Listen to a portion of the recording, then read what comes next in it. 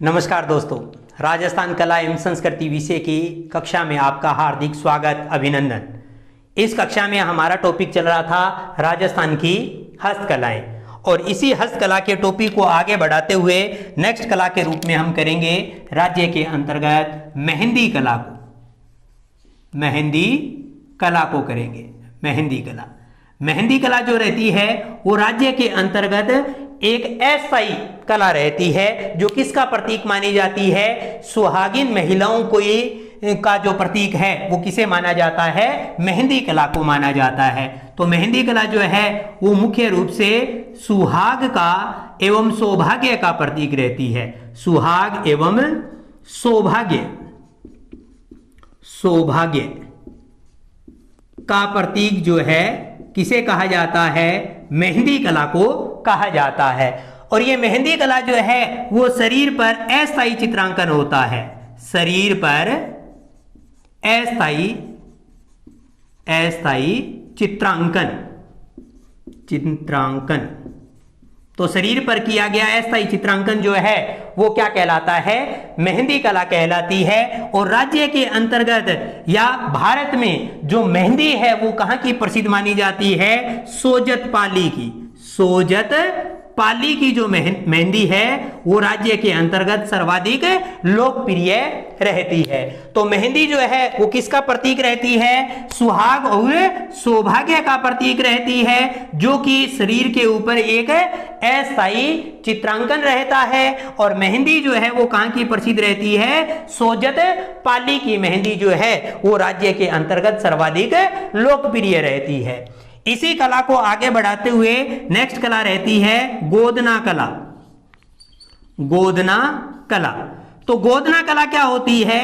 ये शरीर के ऊपर स्थायी चित्रांकन होता है। गोदना क्या होता है? शरीर पर स्थायी चित्रांकन होता है। और ये गोदना कला जो है वो मुख्य रूप से किन में प्रसिद्ध रहती है? ये गोदना कला जो है वो पिछड़ी जाति के लोगों में सर्वाधिक लोकप्रिय रहती है। और इस गोदना को ही वर्तमान में किसके नाम से पुकारते हैं? टैटू कला के रूप में भी पुकारते हैं। जो आपने देखा होगा बहुत सी बॉलीवुड मूवी के अंतर्गत जो क्रिकेटर्स वगैरह होते हैं उनके हाथों पर, बाजू पर, पीठ पे बहुत से चित्रांकन या गर्दन पे चित्रांकन जो है वो गोदना के रूप में स्थायी चित्रांकन होता है। तो वो विशेषता हमारे पास में किस रूप में रहती है? हस्तकला के रूप में रहती है। तो गोदना क्या है? ये एक स्थायी चित्रांकन होता है।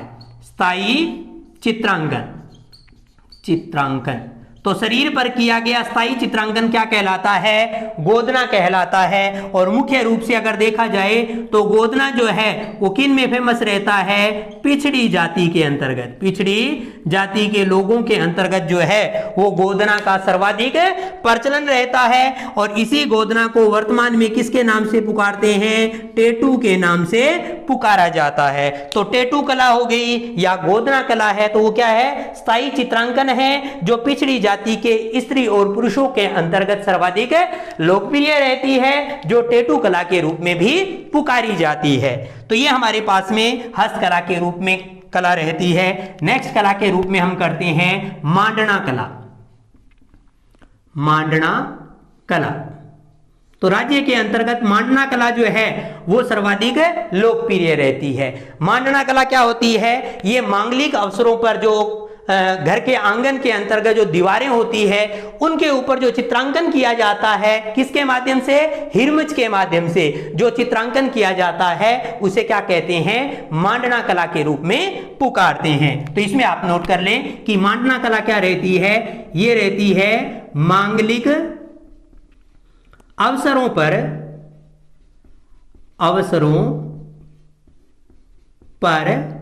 महिलाओं द्वारा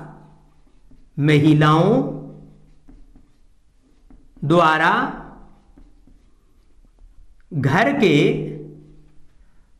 के आंगन में हिरमिच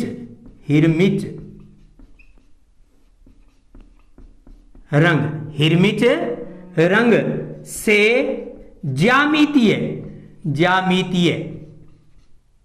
अलंकरण करने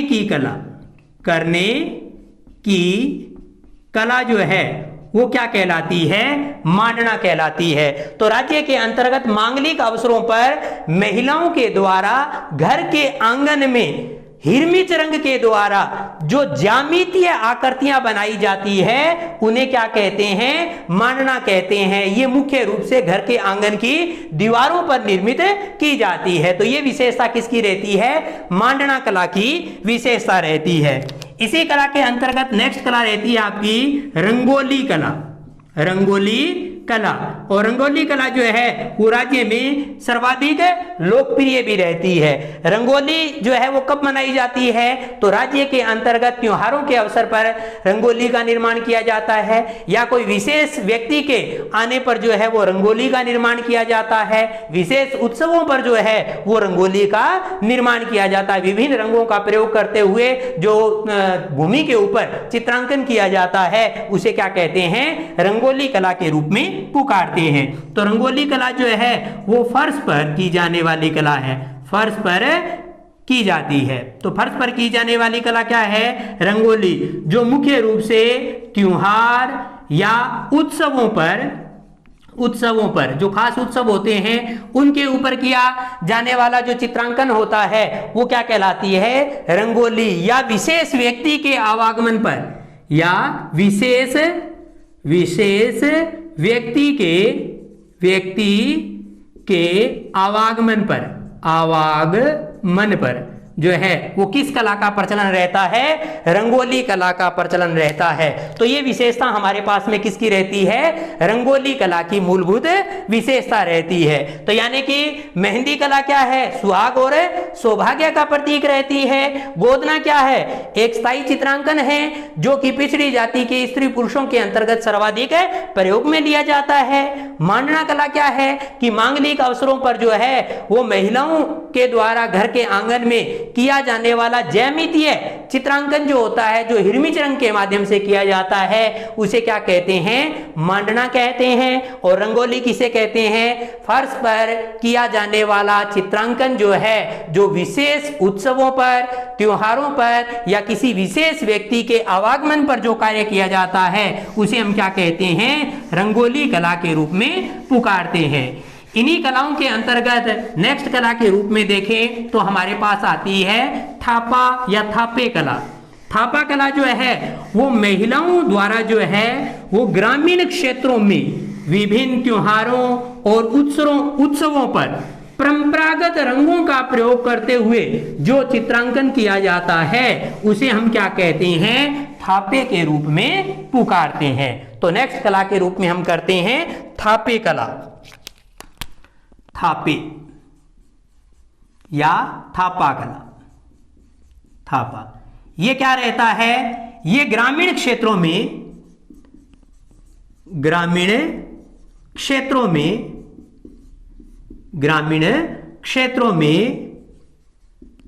महिलाओं द्वारा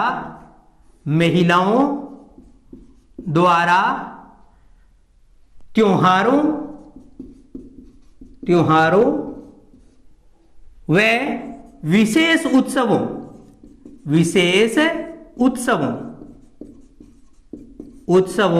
पर परंपरागत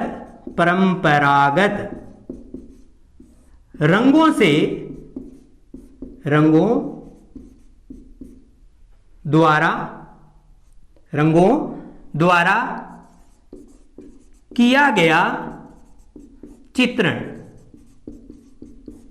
तो ग्रामीण क्षेत्रों में महिलाओं के द्वारा त्योहारों या उत्सवों पर परंपरागत रंगों द्वारा, यहां द्वारा लिखा हुआ है, द्वारा लिख देता हूं, रंगों द्वारा किया गया चित्रण जो है वो क्या कहलाता है, थापे या थापा कहलाता है। और थापे जो है वो राज्य में किसके प्रसिद्ध रहते हैं, तो शीतला माता के थापे हो गए, गणगौर के थापे हो गए, श्रवण के थापे हो गए, या फिर गोगा जी के थापे हो गए। तो ये मुख्यतः थापे हैं जो राज्य के अंतर्गत प्रचलित रहते हैं। तो इनमें आप इनके नाम भी लिख सकते हो। थापे जो है वो कौन से प्रसिद्ध रहते हैं, तो जैसे शीतला माता का थापा, माता का थापा। ये भी चित्रण के रूप में जो है वो दीवारों पर बनाया जाता है, जिसके अंतर्गत शीतला माता का चित्रांकन किया जाता है, उनको साज सवार करके जो है वो उसके ऊपर दिखाया जाता है, या उनके वाहन को दिखाया जाता है, तो वो किसके अंतर्गत, शीतला माता के थापे के अंतर्गत रहता है। दूसरा रहता है गणगौर के थापे, गणगौर के थापे। और गणगौर के थापे में क्या होता है, गणगौर व ईश्वर को एक साथ दिखाया जाता है, उसे हम क्या कहते हैं, गणगौर के थापे कहते हैं। इसी प्रकार से आता है दियाड़ी के थापे, दियाड़ी के थापे। तो दियाड़ी के थापे क्या होते हैं, ये थापे जो है वो दीवार पर रंगोली के माध्यम से त्रिशूल बनाया जाता है। तो इस प्रकार से त्रिशूल बनाने की कला जो है वो रंगोली के माध्यम से की जाती है, उसे हम क्या कहते हैं, दियाड़ी के थापे के रूप में पुकारते हैं। इसी प्रकार से थापों के अंतर्गत आ जाता है श्रवण के थापे, श्रवण के थापे, थापे। और श्रवण के थापे कौन से होते हैं कि श्रवण के थापों के माध्यम से क्या दिखाया जाता है कि माता पिता से स्नेह और प्रेम के प्रतीक के रूप में जो है वो श्रवण के थापे दिखाए जाते हैं। और इसी प्रकार से आते हैं गोगा जी के थापे, गोगा जी के थापे। तो लोक देवता गोगा जी का चित्रांकन जो है वो जो दीवारों पर किया जाता है उसे मुख्य रूप से किस नाम से पुकारते हैं, तो गोगा जी के थापे के रूप में पुकारा जाता है। तो ये विशेषता हमारे पास में किसकी रहती है, थापे की रहती है। भी थापा क्या होता है। इसी कला को आगे बढ़ाते हुए नेक्स्ट कला हम करते हैं सांझी कला। कौन सी कला करते हैं, सांझी कला, या इसे क्या कहते हैं, संध्या कला भी कहते हैं, सांझी या संध्या कला। और सांझी या संध्या कला क्या होती है, ये गाय के गोबर के माध्यम से दीवार पर फूल या स्वास्तिक को दिखाना यानी सांख्य को बनाना जो है वो क्या कहलाती है, सांझी या संध्या कला कहलाती है। जो कि हमारे पास में कहां की प्रसिद्ध रहती है, तो हमारे पास नाथ द्वारा राजसमंद की सांझी जो है वो राज्य में सर्वाधिक लोकप्रिय रहती है। तो इसमें आप नोट कीजिए भी सांझी या संध्या क्या होती है। ये क्या रहती है, ये है गाय के गोबर, गाय के गोबर से फूल व सांखिया, सांखिया या इसे हम कहते हैं स्वास्तिक, स्वास्तिक निर्मित करना जो है वो क्या कहलाती है, सांझी या संध्या कहलाती है। और हमारे पास में देखा जाए तो सांझी जो है वो कब मनाई जाती है, ये राज्य के अंतर्गत पुत्र जन्म पर किसके द्वारा, बुआ के द्वारा जो है वो सांझी का निर्माण दीवारों पर किया जाता है। कि यानी कि दीवार के जो गेट होते हैं वहां गोबर के माध्यम से एक तरफ फूल और एक तरफ सांखिया बनाया जाता है, वो क्या कहलाता है, वो सांझी या संध्या कहलाता है। इसी प्रकार से देखा जाए तो ये जो है वो कुंवारी कन्याओं के द्वारा, कुंवारी कन्याओं के द्वारा, कन्याओं के द्वारा काफी मात्रा में जो है वो सांझी निर्माण करने का प्रचलन रहता है। तो कुंवारी कन्याएं जो है वो बहुत से प्रकार की सांझियां जो है वो दीवारों पर अलंकृत करती रहती है। तो उसके रूप में भी जो सांझी कला है वो फेमस रहती है। इसी प्रकार से देखें तो राज्य के अंतर्गत आ जाता है केले की संध्या, केले की संध्या या सांझी कहां की प्रसिद्ध रहती है, तो केले की संध्या या सांझी जो है वो कहां की प्रसिद्ध है, ये नाथ द्वारा राजसमंद की, नाथ द्वारा राजसमंद की प्रसिद्ध रहती है, राजसमंद की प्रसिद्ध रहती है। तो हमारे पास में केले की संध्या या सांझी जो है वो किस क्षेत्र की प्रसिद्ध है, राज्य में सर्वाधिक है, तो नाथ द्वारा राजसमंद की प्रसिद्ध रहती है। इसी प्रकार से देखा जाए तो सांझी निर्माण के अंतर्गत राज्य का एक जिला प्रसिद्ध है और वो कौन सा, उदयपुर जिला सर्वाधिक प्रसिद्ध माना जाता है। और उसके अंतर्गत प्रसिद्धि का मुख्य कारण क्या है, वहां का मंदिर, और मंदिर कौन सा, महेंद्रनाथ जी का मंदिर है, जिसके अंतर्गत सांझियों का अधिकतम निर्माण होने के कारण से उसे क्या कहा जाता है, संध्या मंदिर के रूप में पुकारा जाता है। तो कौन सा मंदिर है वो है हमारे पास में उदयपुर क्षेत्र का महेंद्रनाथ जी का मंदिर, महेंद्रनाथ जी का मंदिर, जी का मंदिर है, महेंद्र नाथ जी का मंदिर है, जिसे किस नाम से पुकारा जाता है? इसे कहा जाता है संध्या मंदिर, इसे संध्या मंदिर कहा जाता है। और ये कहां पर है? तो ये उदयपुर क्षेत्र के अंतर्गत है। तो उदयपुर क्षेत्र का महेंद्र नाथ जी का मंदिर जो है वो सांझी कला की वजह से संध्या मंदिर के नाम से राज्य के अंतर्गत प्रसिद्ध रहता है। तो ये मूलभूत विशेषता हमारे पास में किसकी रहती है? सांझी कला की रहती है। तो यानी कि एक तरफ हमने कौन सा किया है? थापे या थापा कला किया है, जिनके अंतर्गत क्या होता है कि ग्रामीण क्षेत्रों की महिलाओं के द्वारा जो है वो त्योहार और विशेष उत्सवों पर परंपरागत रंगों के माध्यम से जो चित्रांकन किया जाता है उसे थापे या थापा कहा जाता है, जिसमें शीतला माता के थापे, गणगौर के थापे, गोगा जी के थापे, श्रवण के थापे आदि थापे जो हैं वो राज्य के अंतर्गत प्रसिद्ध रहते हैं। इसी प्रकार से दूसरी कला को हमने किया सांझी या संध्या कला के रूप में। सांझी कला कौन सी है? तो गाय के गोबर के माध्यम से जो है वो दीवार पर फूल और सांखियां निर्माण करने की कला क्या कहलाती है? सांझी कला कहलाती है। और इस सांझी कला को कब बनाया जाता है? तो पुत्र जन्म के समय जो है तो बुआ के द्वारा जो है वो सांझी का निर्माण किया जाता है। इसी प्रकार से कुंवारी कन्याएं जो है वो सांझी का निर्माण करती है। और इसके साथ साथ देखें तो राज्य के अंतर्गत केले की सांझी जो है वो कहां की प्रसिद्ध है? तो नाथ द्वारा राजसमंद की प्रसिद्ध रहती है। और उदयपुर क्षेत्र जो है वो सांझी कला के लिए सर्वाधिक लोकप्रिय रहता है, क्योंकि वहां का एक मंदिर है महेंद्र नाथ जी का मंदिर, जिसके अंतर्गत सांझी कला के रूप में सर्वाधिक प्रयोग किया गया है, जिसके कारण से उस मंदिर को किस नाम से पुकारते हैं? तो संध्या मंदिर के नाम से पुकारते हैं। तो ये विशेषता रहती है।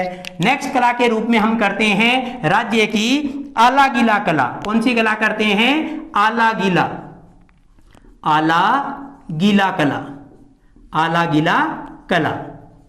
तो राज्य की आला गीला कला जो है वो काफी प्रचलित कलाओं में गिनी जाती है। ये कला क्या होती है? ये चूने की दीवार पर चूने के द्वारा ही जो चित्रांकन किया जाता है उसे क्या कहते हैं? आला गीला कला के नाम से पुकारते हैं, जो कि भित्ति चित्रण होता है। तो आला गीला कला के अंतर्गत चूने की दीवार पर चूने के माध्यम से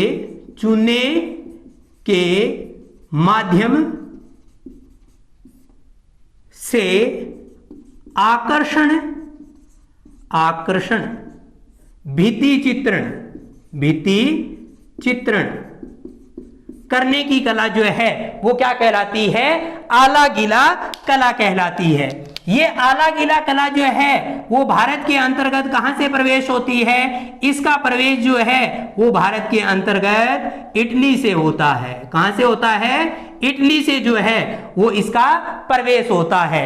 इसी कला को जो है वो किस पद्धति के अंतर्गत गिना जाता है? तो ये कला जो है वो मुख्य रूप से फ्रेस्को बुनो पद्धति का उदाहरण है, पद्धति का उदाहरण रहती है। इसे हम किसके नाम से पुकारते हैं? यही अरायस पद्धति, अरायस पद्धति के रूप में प्रसिद्ध है, अरायस पद्धति के रूप में प्रसिद्ध है। और इसी प्रकार से देखा जाए तो फ्रेस्को बुनो होगी, अरायस पद्धति होगी, या मोराकसी पद्धति होगी, मोराकसी पद्धति के रूप में जो है वो प्रसिद्ध रहती है। तो हमारे पास में फ्रेस्को बुनो पद्धति, अराइस पद्धति या मोराकसी पद्धति जो है वो किसके रूप में है? आला गीला कला का ही रूप मानी जाती है। तो ये विशेषता जो है वो इसके अंतर्गत रहती है। और राज्य में आला गीला कला जो है वो किस क्षेत्र की प्रसिद्ध है? तो जयपुर क्षेत्र में आला गीला कला जो है वो सर्वाधिक लोकप्रिय और फेमस रहती है। इसी कला के रूप में नेक्स्ट कला को हम करते हैं। तो नेक्स्ट कला रहती है मथेरण कला, मथेरण कला रहती है, मथेरण कला। ये भी क्या है? चूने के दीवारों पर जो है वो चूने के द्वारा लोक देवी देवता जो होते हैं उनका चित्रांकन करना जो है वो क्या कहलाती है, मथेरन कला। यहां पर तो सभी प्रकार के चित्रण हैं, जो फूलपत्तियों के रूप में हो चाहे अन्य प्रसिद्ध चित्रकारों के रूप में हो तो उनका चित्रांकन किया जाता है, उसे क्या कहते हैं, आलागिरा कला। लेकिन यहां पर क्या है, यहां पर मूल रूप से देवी देवताओं का चित्रांकन ही होता है, उसे हम क्या कहते हैं, मथेरन कला के रूप में पुकारते हैं। तो इसमें लिखेंगे अपने चूने की दीवारों पर चूने के माध्यम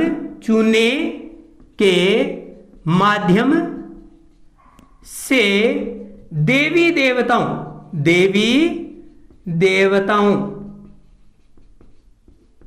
के भित्ति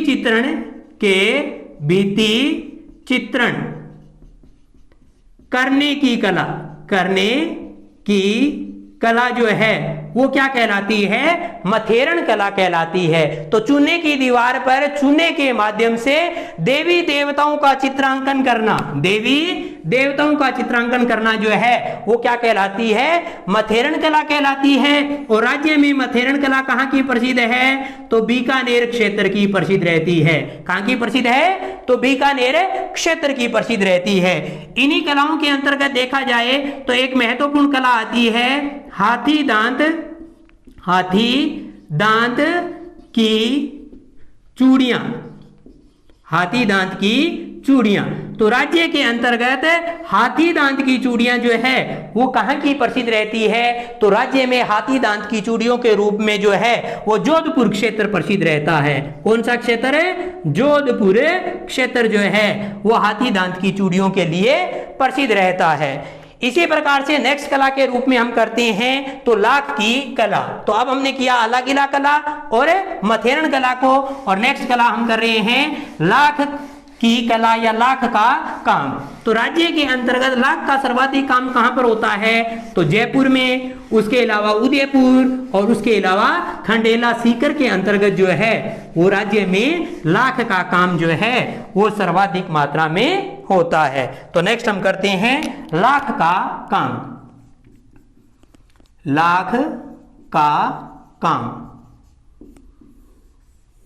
राज्य के अंतर्गत लाख का काम जो है वो कहां का प्रसिद्ध है, एक जिला पूछे तो कौन सा हो जाएगा, जयपुर क्षेत्र हो जाएगा। जयपुर के अलावा देखें तो कौन सा क्षेत्र हो जाएगा, उदयपुर क्षेत्र हो जाएगा। और इसके अलावा देखें तो कौन सा हो जाएगा, खंडेला सीकर क्षेत्र हो जाएगा। खंडेला सीकर क्षेत्र जो है वो हमारे पास में किस कला के लिए प्रसिद्ध है, लाख की कला कार्य के लिए जो है वो प्रसिद्ध रहता है। तो जयपुर, उदयपुर और खंडेला हो जाएगा। और एक जिला कहें तो कौन सा जिला माना जाएगा, जयपुर क्षेत्र जो है वो लाख कला के लिए सर्वाधिक लोकप्रिय और प्रसिद्ध रहता है। लाख जो है वो एक कीड़े से प्राप्त होता है जिसे क्या कहते हैं, लेसीफर लाका एक कीड़ा है जिसके माध्यम से जो है वो क्या प्राप्त किया जाता है, लाख को प्राप्त किया जाता है। तो लाख जो है वो लेसीफर लाका कीड़े से प्राप्त होता है। और ये लाख का कार्य जो है वो राज्य में जयपुर का प्रसिद्ध है, खंडेला सीकर का प्रसिद्ध है, और उसके बाद में क्षेत्र आता है उदयपुर का। इसके अलावा पूछा जाए आपसे कि राज्य के अंतर्गत लाख की कांच की चूड़ियों का, लाख की कांच वाली चूड़ियां कहां की प्रसिद्ध है। प्रश्न में आए कि राज्य के अंतर्गत लाख की कांच वाली चूड़ियां जो है वो कहां की प्रसिद्ध है, तो वो कहां की प्रसिद्ध रहती है, करौली क्षेत्र की प्रसिद्ध रहती है। तो राज्य में लाख की कांच वाली चूड़ियां प्रॉपर रूप से पूछे तो कहां की, करौली की। लेकिन लाख का कार्य कहां का, जयपुर का प्रसिद्ध रहता है। इसी प्रकार से लाख से संबंधित जो है वो कुछ शब्दावली आती है, वो देखिए आप कौन सी, एक आती है शब्दावली लखदण या इसे क्या कहते हैं, लगदण कला कहते हैं। तो लखदण या लगदण क्या है, तो लगदण या लगदण क्या होता है, ये होता है दूल्हे के द्वारा जो है वो मंडप में तोरण बेला के समय जो दोना दिया जाता है या दोना जो प्रस्तुत किया जाता है उसे क्या कहते हैं, लगदन या लगदन कला के नाम से पुकारा जाता है। तो लगदन या लगदन कला कौन सी रहती है, तो इसके अंतर्गत देखिए लगदन कला ये क्या है, ये है दूल्हे की तरफ से मंडप में तोरण वेला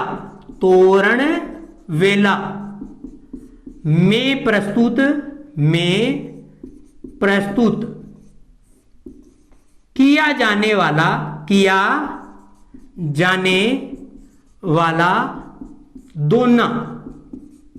जाने वाला दोना जो है वो क्या कहलाता है, लगदन या लगदन कला कहलाती है। और मूलतः इस दोना को जो है वो हम हमारी भाषा में क्या कहते हैं, पड़ला ले जाना, पड़ला। और इस पड़ले के अंतर्गत मुख्यतः क्या होते हैं, लाख की चूड़ियां होती है, इसके अलावा कंगे वगैरह होते हैं, हल्दी की गांठ होती है, कच्चा सूत होता है जिसे मूलतः हम क्या कहते हैं, कुकड़ी के नाम से पुकारते हैं। तो कच्चा सूत या कुकड़ी हो गई, लाख की चूड़ियां हो गई, कंगा हो गया या फिर हल्दी की गांठ आदि जो सामान है वो लगदन या लगदन के अंतर्गत जो है वो तोरण वेला के समय दूल्हे की तरफ से मंडप में दिया जाता है, जिसे क्या कहते हैं, दोना करना कहते हैं। और वो दोना करना क्या है, लगदन कला या लगदन कला कहलाती है। तो ये मूलभूत विशेषता रहती है। इसी क्रम के अंतर्गत देखें तो नेक्स्ट आ जाता है आपके पास में शब्द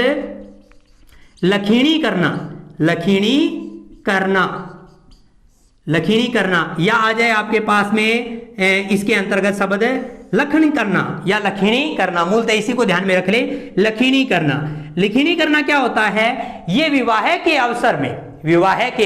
अवसर के अंतर्गत वधू को जो लाख का चूड़ा पहनाया जाता है वो चूड़ा पहनने के लिए या तो लखारी के यहां जाया जाए या लखारी को वधू के घर बुलाया जाए और फिर उस सुहाग के चूड़े को जो है वो उस वधू को पहनाया जाए। उस कार्य को जो है वो क्या कहते हैं, लखीणी करना कहते हैं। तो लखीणी करना क्या होता है, इसके अंतर्गत लिख दो, विवाह के अवसर पर वधू को लखारी के घर पर ले जाकर या लखारी को वधू के घर बुलाकर लाख का चूड़ा पहनाया जाता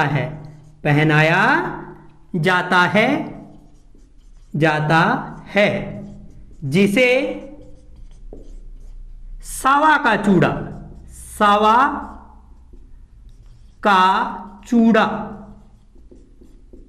कहा जाता है। इस कार्य को ही हम क्या कहते हैं, लखीणी करना कहते हैं। तो विवाह के अवसर पर वधू को लखारी के घर ले जाकर या लखारी को वधू के घर बुलाकर, या तो वधू को लखारी के यहां लेकर के जाया जाए या फिर लखारी को वधू को घर बुलाया जाए और उसके द्वारा जो है वो लाख का चूड़ा पहनाया जाए, जिसे क्या कहा जाता है, सावा का चूड़ा कहा जाता है। उस कार्य को करने की कला जो है या कार्य करने की जो प्रगति है उसे हम क्या कहते हैं, लखीणी करना कहते हैं। तो ये कुछ एक विशेषताएं रहती है हमारे पास में लाख कला से संबंधित, जिसमें एक तो आ जाता है लगदन या लखदन आ जाता है और दूसरा आ जाता है लखीणी करना। तो ये बातें जो है वो राज्य के अंतर्गत हस्तकला से संबंधित रहती है। तो ये थी आपके पास में राज्य की हस्तकला, और नेक्स्ट हस्तकला के अगले अध्याय के रूप में हम पुनः प्रस्तुत होंगे आपके सामने। तब तक के लिए धन्यवाद, थैंक यू, जय हिंद, दैट्स ऑल।